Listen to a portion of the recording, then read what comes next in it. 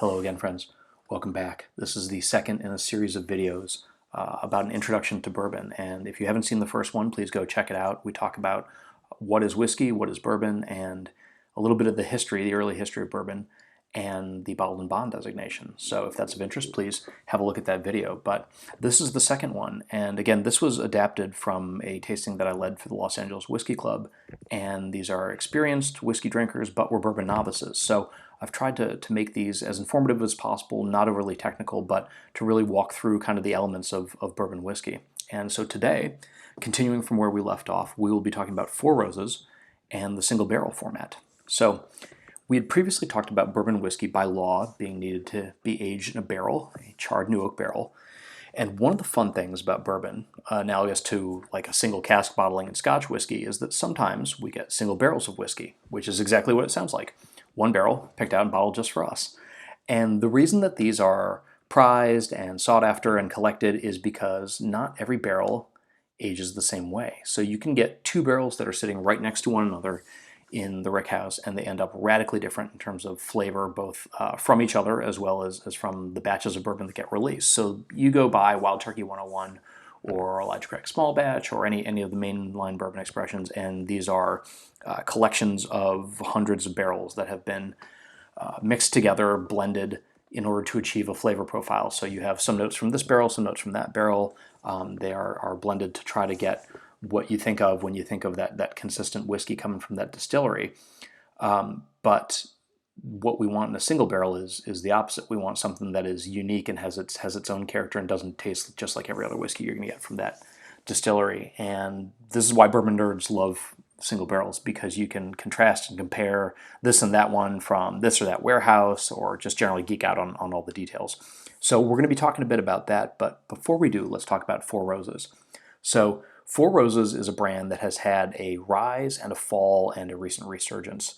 And a fun fact is that if you look at that famous World War II era photo of Times Square with the sailor kissing the woman, you can see, if you look at the building behind the sailor's head, there's this big Four Roses sign on it. So these guys were aggressive advertisers and really incredibly innovative. And if you can find Al Young's excellent book about Four Roses, he was the brand ambassador for years. He's subsequently departed, but really amazing what they were able to do in terms of marketing and advertising and innovation around whiskey advertising. But Seagram owned this distillery from the 1940s until 2005, and during that time, they stopped producing straight bourbon altogether. So Seagram was a big multinational conglomerate of a ton of distilleries in the United States and Canada, and they were all about blending for brands like Seven Crown, and that's what they used Four Roses whiskey for. So they actually got complaints from the employees at one point who said, look, we make this stuff all day long and we can't even buy it. So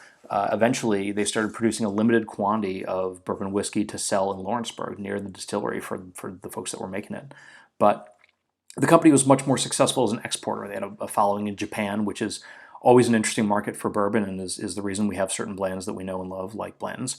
But that is what caused the current owners, Kieran, to buy the distillery in 2005. And under prior master distiller Jim Rutledge and current master distiller Brent Elliott, they have revitalized the brand, which has now become a fan favorite. And one of the things that whiskey geeks love about Four Roses is the recipe codes. So Four Roses has this code, and it goes O blank S blank. It's a four-letter code, and this is a holdover from the Seagram's era, when Seagram's was getting barrels from all over the place and was trying to identify them and blend them together. So Seagram's actually had two distilleries in two different Lawrenceburgs. So there was the former Seagram's Lawrenceburg, now MGP Distillery in Lawrenceburg, Indiana, and then there was also Four Roses in Lawrenceburg, Kentucky. So they had to distinguish between the two. So that O at the beginning of the code denotes the Four Roses distillery in Lawrenceburg. And then you have this blank, and then there's S, which is straight whiskey, and again, they were using that as a blend component. And then there's a second blank. And so those two blanks refer to the mash bill and the yeast strain. So Four Roses has two mash bills, which is an industry term for the mix of grains that go into the bourbon. So both the Four Roses mash bills have relatively high rye content. So one of the mash bills is a 20% rye mash bill, and one's a 35% rye mash bill. Now, don't worry if you're not following along or having to write any of this stuff down, because Four Roses' website is actually incredibly informative, and I'd urge you to go check it out if you haven't, and they break this down in detail. But the thing that's important for novice bourbon drinkers to be aware of is that rye has what I think of as a harder edged texture and imparts more spicy notes in comparison to wheat, which will be the subject of a subsequent video. But that's something to keep in mind as you're tasting. And so the other thing is the yeast. So Four Roses has 5 yeast strains, and each one imparts a different character to the bourbon during fermentation. So they identify them as fruit or spice or floral or herbal notes. So the standard Four Roses single barrel bottling is always from the same combination of mash bill, and it is OBSV.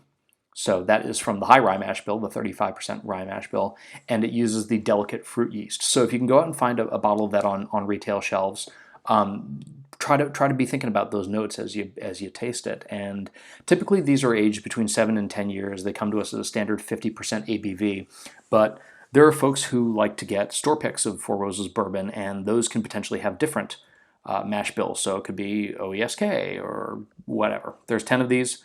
Again, 2 mash bills, 5 yeast strains, so 10 possible permutations. And the really assiduous tasters among us actually collect all 10 and will try to taste them in marathon tasting sessions, which I'm sure is good fun.